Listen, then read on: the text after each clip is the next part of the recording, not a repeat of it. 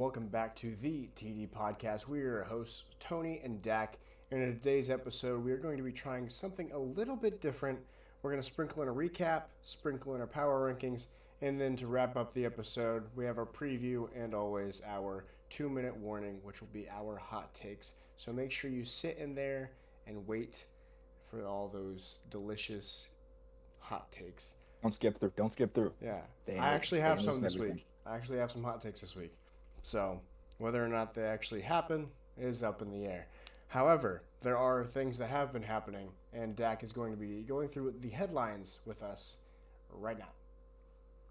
Yeah, the Bengals got it done on Thursday night, and the Steelers' defense just remains a question mark to me. Again, it's the highest paid defense in the NFL, and they're letting a 41-year-old Joe Flacco just throw the ball over them.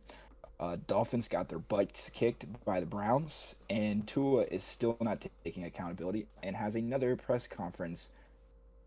Who knows what's going on? The Bears got a lot of turnovers against the Saints, and we kind of knew that was coming. Colts take down the Chargers and go 1-1 in LA, and haven't lost a game to an AFC team this year. Secondly, well, not even secondly, but Mike Evans goes down. A huge headline as the 11 years in a row of 1,000 yards is likely over. He's looking very bleak. Yeah, as he tied Jerry Rice's mark, but most likely will not go forth with it. The Seahawks beat the Texans, and the Texans look really, really bad. Their offensive line just looks bad, just all around, not knowing the play calls, just really, really looks bad. And the Patriots took care of the Titans. To nobody's surprise. A little slow starting, and the Broncos did something spectacular in the fourth quarter against the Giants. Yeah, 33 points. looking at the Bears and Saints, Spencer Rattler was accounted for all 4 of the turnovers, 3 interceptions and 1 fumbled loss. And Coming going from back, someone that didn't really turn the ball over much. he's before done that a game. great job taking care of the ball this season, except with the exception of this game. And then going back to the Colts Chargers game, Vegas was doing something funky last week because why were the Colts underdogs to the Chargers? The Colts are healthier. The Colts have a better record. It was not at home, but the Chargers fans don't exist. If you, for some reason, didn't take that free money, that's on you. I didn't win the bet where I had that free money, but I bet on the free money.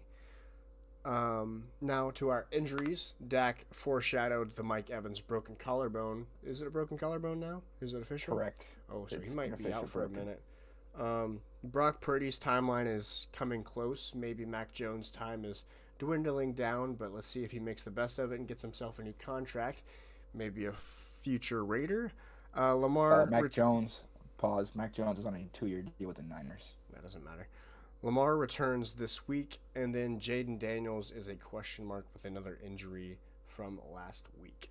Now, do you have any questions before we get to our recaps?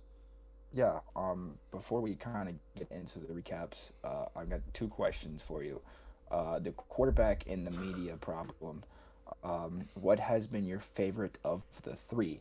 The Jets owner pretty much said they're losing games because of how bad Justin Fields is.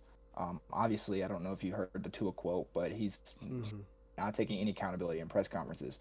And then what happened today in a press conference with Sean Payton? Sean Payton said that he was wishing Russell Wilson was still playing, and then Russell Wilson went on Twitter and goes, "Nice of you."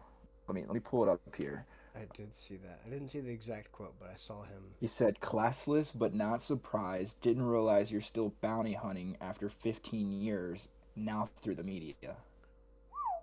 I would add on another quarterback media thing with Geno Smith being a total bum in post-game conferences. I don't know why I listen to those, but man, he pisses me off. I'll tell you that much. But my favorite is definitely Tua. I have not been a big Tua fan like his entire career, and the fact that he got Brian Flores fired because Brian Flores didn't like him adds fuel to the fire for me. Um, I think it's about time that the Dolphins made a change.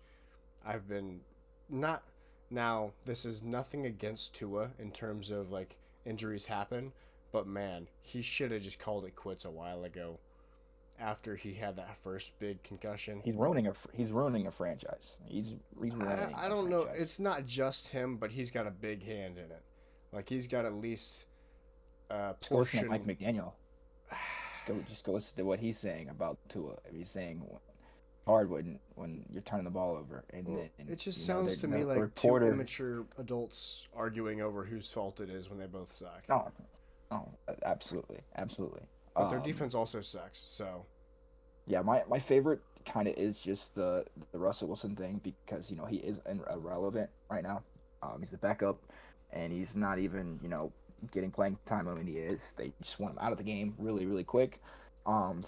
For him to catch a stray from Sean Payton is wild to me, and then Russell coming back with just a humiliating comment is just it's hilarious. yeah, So I that's got to be my honestly favorite. feel bad for Russell Wilson because he's like he's to my knowledge from what I've remembered, he's never caused really any problems.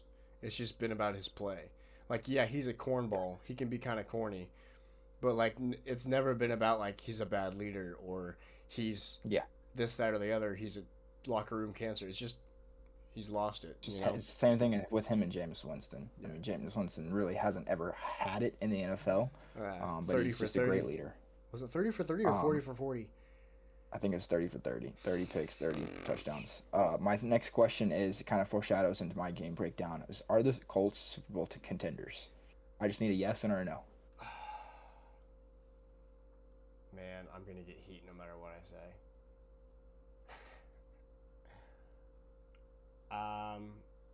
I'm going to say yes because running game wins you championships and defense also wins you championships. So they can move away. Now, I say that. I'm just going to come out with it. I still don't buy into Daniel Jones. I think he's just in the perfect place. Like we saw it a couple years ago with Gardner Minshew. Shane Steichen's a good coach. I lost all hope after last season and how they managed Anthony Richardson.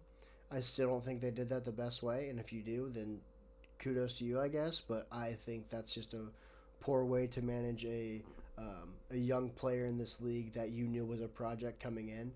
Um, but with all that being said, I think Daniel Jones is good enough to get you there. I don't think he's going to win you any games in the playoffs, though. I don't think. I think he's like. This may be a little controversial. Maybe. I don't. So I think he's like Philip Rivers. I don't think Philip Rivers was that like. I think he's overrated. Like I think Philip Rivers was overrated, and I think Daniel Jones is What's crazy that overrated you're right now. saying So this. You're saying this though, and you're reminding me of Philip Rivers. But you know who was on that coaching staff with Philip Rivers at the Chargers? was it Shane Steichen? Shane Steichen. Shane Steichen learned so much football from Philip Rivers. Philip Rivers is actually coaching his high school team, and he's running the same offense as the Colts. Yeah, and yeah, What's but also really cool about that is Daniel Jones was actually Shane Steichen was actually in the quarterback draft room, or taking meetings and everything with Daniel Jones, and actually are really really close. So just all foreshadowing, all coming together is kind of really cool. Now to get into my breakdown of the Colts and Chargers, Daniel Jones looked really comfortable last week and spread the ball around. I believe to 10 different receivers, 10 different people caught a ball. that tracks. I believe from him, and Herbert looked bad, and then he picked it up. I mean, he still had He's Justin Herbert. 37 for 55 for 420 yards or something like that. So he still did pretty good. Shane has the offense rolling. I mean, they've punted I think 12 times in 7 games. He scored 23 points in the first half. First drive, went for it on 3 fourth downs in a row. So just coming out and saying, "Hey, we're gonna smash you in the mouth, and we're gonna keep playing our game." Grover Stewart batted a ball and like caught it and was just absolutely wild. Like he didn't even know where it was at. Took 2 seconds and then looked up and got it. They got lots of pressure on Justin Herbert, and the offensive line for the Colts thrived. Sometimes they didn't, but they bounced back and allowed Daniel Jones to make a big throw downfield when he needed to. And the offensive line for the Chargers didn't really do what it was supposed to do, and they became one-dimensional. And anytime you can make a team one-dimensional, you're gonna have a really, really good time playing. Bright spots though for the Chargers, Keenan Allen is continuing to have a resurgence of a season. Last year he wasn't as big of a name, and he's continually doing something for the Chargers and being that safety valve. And another safety valve is their tight end. Can't remember I can't remember his first name, but it's Oronde Gaston. Gadsden. Yeah, dude went absolutely insane this week. 164 yards. Yeah, just absolutely wild for a guy that was only projected 7 points. But hey, stay tuned later on the week, and you'll get our fantasy football episode. That being said, Chargers kind of struggled in the red zone, and then they kind of turned it around. It makes sense. They don't really have a running back, so they kind of turned it around this game. Colts first possession of the second half. The Chargers went down and scored in less than 2 minutes, and then the Colts did it in 6 plays and under a minute. So just bang, bang, bang. Colts were just firing on all cylinders and just got back, and this was just the Colts from the get-go. I mean, that's what happens when you have a good offensive line and can just keep your quarterback comfortable, right? The Chargers' pass rush has been a problem. Not a good problem, but it's been a problem for them, especially without Khalil Mack. Tuli Tuipulotu has been the only guy that I've seen to really make a difference. And in this game, he did, let me tell you in about 2 seconds. Oh, while I'm looking for this, he completed a pass to 8 different receivers. 8 different receivers, okay. Yeah. So Tuli had 1 QB hit, and that was it. Yeah. There was 1 sack from Khalil Mack, and that was it. DeForest Buckner was getting to the through the line. I mean, Grover Stewart was doing well. The whole D line for the Colts were just having a massive game. Yeah, DeForest Buckner had 4 QB hits. Lealtu Latu had 4 QB hits. DeForest Buckner had 2 sacks, and then Latu had 1 as well. Now, again, I'll say it over and over again, box score doesn't always tell the whole story, especially when it comes to pressure and QB hits, because it's all relative. It depends on who's tracking it. But, yeah, so enough of the Chargers for now. Let's get to our power rankings. And then, as we mentioned, we're switching up the format of this episode to just try something new. So, to our power rankings, it's a little bit not what I expected from either of us, to be honest. But here we are. So, you have the Colts drop to 4. Colts should be 2.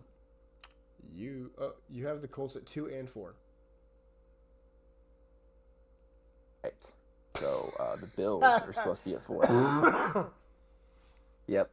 Bad one on me. Another typo. The Bills are at 3. So you're going to have to go through your list. But for my list, I believe is accurate. I have the Colts at number 1, the Rams at number 2, 3, the Lions, 4, Bucks, Seahawks 5, and Chiefs 6. They rear their ugly head once again with all their weapons back. Let me quick run through why I have my people where, and then we'll just bang bang. Colts have, again, I've mentioned that every time we've done this episode. I like when teams can win multiple different ways. They can run the ball, they can pass, their defense can win them games. That's the Colts. That's pretty much the Rams, and that's pretty much the Lions. The Rams less so, because I don't really trust their run game as much as I trust the Colts or the Lions. But the Rams beat the Colts, and they're like right there. So, and then the Bucks, they continue to win through adversity. I know they just lost to the Lions, but man, you can't really, there's only so much. And there was I didn't watch the game because I honestly forgot it was on. and I just kept getting little notifications, and I was probably in bed by the time it was over, anyways. Um, but the Buccaneers uh, quarterback Baker Mayfield, if you live under a rock and you didn't know that, he said the officiating was a little touchy or was a little rough. So I wonder if there was some underlying penalties that were like, yeah, ticky tack. The Seahawks continue to win. I haven't watched a full Seahawks game, but from what I've seen, they look solid. Jackson Smith, like I ranted about a couple episodes ago, he just looks really good. Like he's really good at football. Leading the NFL in receiving yards, so Exactly. by almost 150 yards. Their defense is solid as well. Um, Mike McCarthy. No, not Mike McCarthy. Mike, what's his name? What is their coach's Mike name? McDonald. Mike McDonald. So many Mike Micks. Goodness gracious. Mike McDonald has his team running full cylinder, which is great. Good for them. I hope they are trading Tariq Woolen here soon, hopefully to the Raiders. And then the Chiefs, there's number 6 because they still don't really have a run game. And their defense, yeah, they shut out the Raiders, but that means nothing to me. Being a Raiders fan, Geno Smith sucks.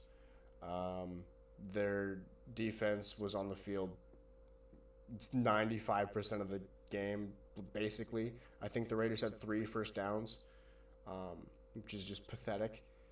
So, yeah, the Chiefs are at 6. I would expect them to move up eventually, but it's mostly because I don't see them winning both ways. I think every other team on this list has proven that they can do so, especially the Seahawks utilizing Zach Charbonnet in the red zone, which helps out my fantasy football team immensely. So, I'll take it. Yeah, so I have the Lions at 1, just because I feel like their ground game is just as good as the Colts. And Jared Goff has a little bit more playoff experience than Daniel Jones. And I'm kind of thinking, looking at it as the season goes on, not necessarily as where they're at right now. I think the Lions have the upper edge, and that's why the Colts are at 2 for me. At 3, I have the Buccaneers. I have them a little bit lower than the Colts because they just lost another game, and they didn't look very good at all last night. Mike Evans goes out. It's a big game plan difference, and he goes out in the first drive, so you're not necessarily game planning for Mike to not be in the game, so that's a big difference. But I think they still find ways to win, and that's why they're still at 3. I have the Bills here just because of Josh Allen, and I'm a big Josh Allen fan, and I think he can get it done.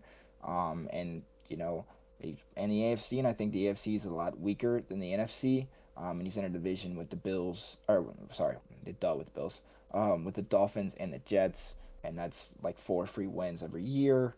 And they get to play the Patriots again, and we'll figure it out. But it is in Foxborough. 5, I have the Packers. They only have 1 loss, guys. It's not like they're playing bad. They're still finding ways to win. They had a bye week already, so people kind of forgot about them. But they have 1 loss. They did beat the Cardinals on a 1-score possession this week, but a win is a win. Their defense is going to get better. I need some more offensive production, like we've seen earlier on in the year. But they're still here. And then at 6, I have the Chiefs because they're the Chiefs and they're finding ways to win, unfortunately. And they just killed the Raiders. So I gotta attest to that. Yeah, no kidding. Dre Greenlaw is suspended against the Cowboys. I don't know what for, but I just popped up on my little Twitter X whatever the heck feed. He's a traitor anyways. I mean, he was a free agent, but I get it. So now to our new part of this episode. We're going to start doing a preview. Typically, we will both do a preview, a game of the week for us. But with how today's been and this last week has been, I'm just going to do it because I wasn't able to watch football, so we're just kind of splitting up the episode. So my preview, my game of the week, hopefully the game I'm able to watch this Sunday, is the Bills versus the Panthers. The Bills are coming off of a bye, and the Panthers are coming off of a 3-game winning streak, believe it or not. They've won 3 in a row. They beat the Cowboys, They just beat the Jets. I don't remember who else they beat. I believe they blanked the Falcons before that. 30 to No. nothing. Who was it? Now I gotta look it up. I told myself to be prepared for this, and I wasn't. They played the Jets this weekend. They played the Cowboys. Oh, Cowboys last week. Dolphins. Cowboys, Dolphins. No, they Oh started with the yeah, yeah. Dolphins, then the Cowboys, then the Jets. It Who hasn't did they been pretty, play? but Who did they play after the Falcons? uh, so they played the Patriots and got squashed. Okay, they're 4-1 in the last 5 games. Yeah, so they squashed the Falcons, got squashed by the Patriots, beat the Dolphins. Wait, hold on. Beat the Yeah, Dolphins, you're right. beat the Cowboys, beat the Panthers. Fingers, whatever the heck. Yeah, they're 4-1 in the last 5 games. That's all that matters. So the storylines I'm going to be watching for, battle of the run games versus shaky defenses. We've said it plenty. The Bills' defense is their weak link, and their run game is what they're good at. And it seems that's the same thing with not the Dolphins. Jeez, oh Pete, the Panthers. Rico Dowdle has been on a tear the last 3 weeks as well. So that's one thing for me I'm going to be watching for. A bounce back opportunity for the Bills. Before their bye week, they dropped two, one to the Broncos and then one to the Falcons. And then the Panthers have an opportunity to solidify their league standing. Are they just on a little hot streak against bad teams and teams with big weaknesses? Or are they real? Like, because in this weak division that they're in, the NFC South, there's a real opportunity there. If they somehow squeak out a couple more and the Buccaneers stay injured, the Panthers could come out on top, which would be insane. But it's the NFL. It's a game. It's a league of any given And Sunday. then we'll start having the conversation of Bryce Young or C.J. Stroud. I will not be doing such things. But stay tuned for, well, not stay tuned for this episode, but a different episode. I did mention CJ Stroud, and he was a little shaky. I guess it's not even, but I did mention in our Waiver Wire Wednesday episode last week to steer clear of CJ Stroud against who do they play again? The Seahawks? Against the Seahawks. Yes. And he was about, I think he was QB ranked 15. So I think that's a win. My prediction, though, for this game, the Bills win 35-24. I think it's a high-scoring game. Their defenses, again, are shaky, but the Bills have extra skill. They're just better team, but they have also had more rest. So I think that could help them out in the long run against the Panthers team, who's probably going to try to wear them out with the run game.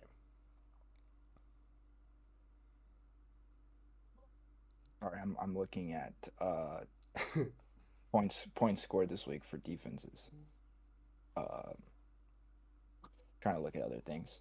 Next is our 2-minute warning, correct? Do you not have a score prediction for this game? Oh, was that what you were asking me? Was a score prediction? Mm-hmm. I was blanking here. Yeah. I have Bills, let's say 27 to the Panthers 18. Basically, a Bills win. So now we're in our 2-minute warning. Since I actually have some today, I'm going to kick us off. Okay. Starting now. The Raiders trade players. I don't know who. I have a feeling Jacoby Myers is the first one out. The Raiders stink. Yes. They need to trade veterans. There's rumors, as I was just on PFR, that the Cowboys are calling for Max Crosby. Yes, big time.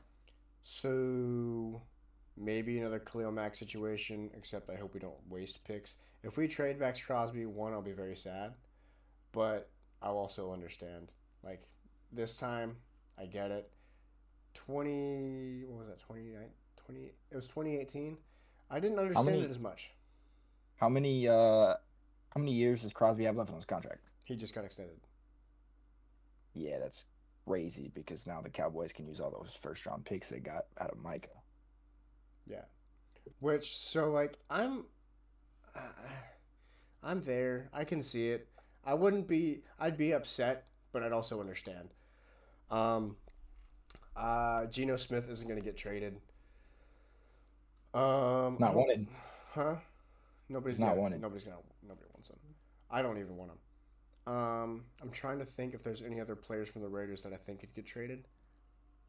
Maybe no. Adam Butler's hurt. I don't know. A lot of the podcasts for Raiders base that I've been watching and listening to have been saying like, oh, excuse me, sorry. Um, they just need to ship out the vets and start the young guys. They had 11 rookies drafted. They need to start playing them. Fields gets benched, which has already been foreshadowed being benched this last week, but I think it could be more permanent, and that could even relate to his trade as well as Tua Tagovailoa. Could get benched as well, maybe get shipped out. That could be fun. We need some more shaking up this NFL season. And then I think the Chargers continue their losing streak to the Vikings this week. I think they are a one-dimensional offense, and their defense is mid at this point. Jesse Minter has run out of steam. The choo-choo train is out of coal, to put it in that perspective. So I have Colts are not pretenders, and they are actually Super Bowl contenders. Tua is not a leader. Not much of a hot take. He's going to get Mike McDaniel fired. And himself, and Tua, probably. and also himself gone as well. Mike McDaniel will probably end up at the 49ers as their OC next year because he's just going to come back to either Shanahan or McVay. And Carson Wentz and JJ McCarthy are essentially the same person, except JJ's a little younger. And he's more athletic. Is he? Carson was making some athletic plays this weekend. Yeah, but Carson's also kind of made out of glass. He's hurt right now. He's hurt right now. Well, he's been out for a tweaking of an ankle for 6 weeks. Week 2, yeah. 5 weeks. I mean, Fred Warner was playing with a fractured ankle. Okay, but Fred Granted, Warner, two different players. He's not two different human. players. He's not human. It's not the same. He's human now. He's hurt. He's gone. Yeah, well. For the year. But, yeah, those are our 2-minute warnings. That's our recap. That's our preview. Those are our power rankings. Hope you guys enjoyed this episode. Hope you guys enjoyed the new format. We're going to try this out.